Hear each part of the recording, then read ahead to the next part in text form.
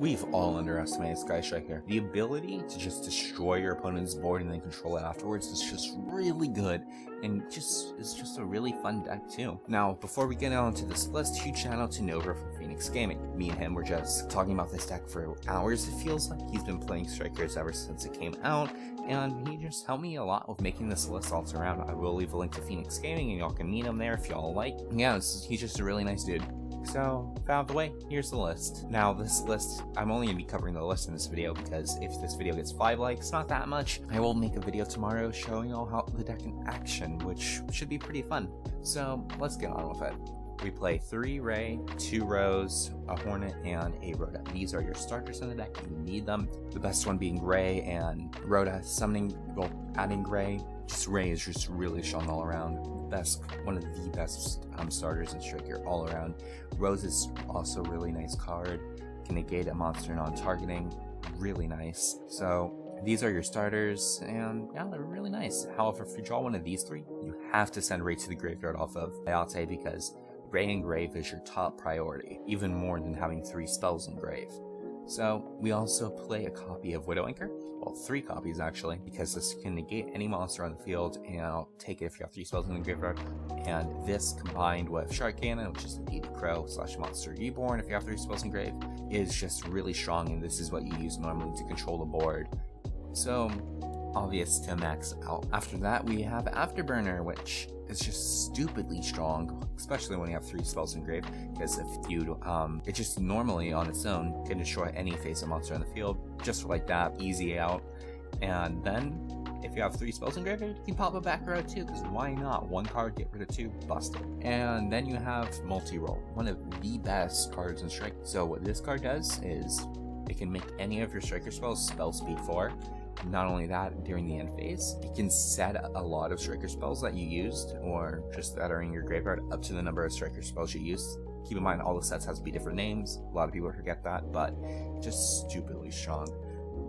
After that, we have the last Striker spells in the deck, which is 2-0. This card's really nice. We technically play 3rd in the form of Terraforming, but what this card does is it's a field spell that can excavate your deck, and if it gets destroyed, you can just, summon a Striker monster from deck. That's stupidly strong. You normally want to destroy it off of, like, Multi-Roll, because Multi-Roll has to destroy one of its cards to make the 1 card you control, to make your things, like, all of your spells spell speed 4, so that's nice. Not only that, you have Mystic Mine, which, let's say this becomes spell speed 4 because of Multi-Roll, they can't do anything about it, and this card's stupid. Like, come on, man. Like, this was just an auto win against most control decks. Game 1, pretty nice. You can technically play 3 if you count forming. Next we play Droplets, really nice card. You don't really minus off of this card that much because you activate a spell, send it to the graveyard with Droplets as chain link 2, and just like how MST doesn't negate, sending it to the graveyard as cost doesn't negate it either. So that's pretty nice. Not only that, you have Harpy's Feather Duster and 2 copies of Cosmic, these to help against back row decks or against decks that play Buster Lock.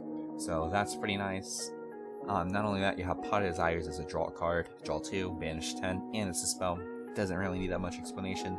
Same with Upstart Goblin, draw 1. This Pot of Avarice card though is really nice, but it can be cut if you need another hand trap, but it's really good in the grind game, shuffling back your Striker links, and then drawing 2 cards on top of that. What can you complain about?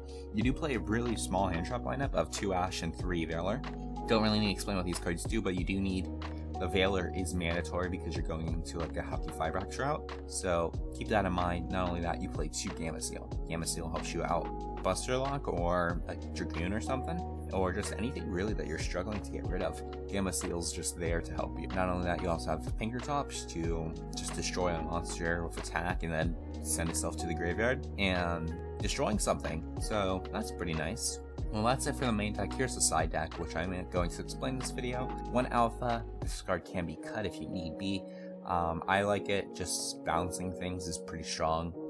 3 Nibiru, broken, like everyone knows what this does. Your 3rd Cosmic in mind, just in case you are against decks that these are just blowouts with. Jamming Waves against back row decks, pretty strong. Metaverse, Chocobo, and Warning Point.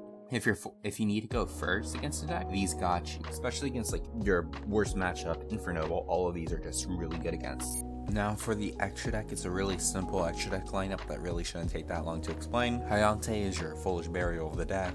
Really good, activates on in the damage calculation, so they can't ash it. A lot of people forget that, so it's really strong though.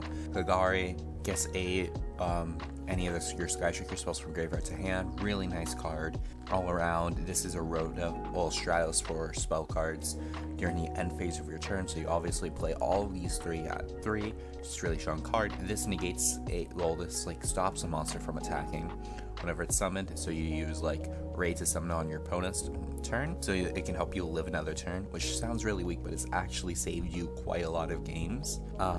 Zeke banishes a monster till the end phase, so obviously you're gonna play it. Not only that, you play a Halqifibrax Engine, which is like Halqifibrax into Selene into Axis Kotaker. Really nice. You need 3 spells in graveyard for this to work, or your opponent's graveyard or on the field, so keep that in mind. I do play Erica the Water Charmer, because if they play Halqifibrax, summon this, then summon Halqifibrax to my field, then I only call into Axis Kotaker from there, and that's pretty good. Or I can just go like Erica into Selene, hope I have a Valyrian graveyard, and also kill them that way. So this is the lineup. A really nice deck, to be honest. This deck is really underrated. Huge shout out to Nova, thank you man, and see you all in the next one, guys.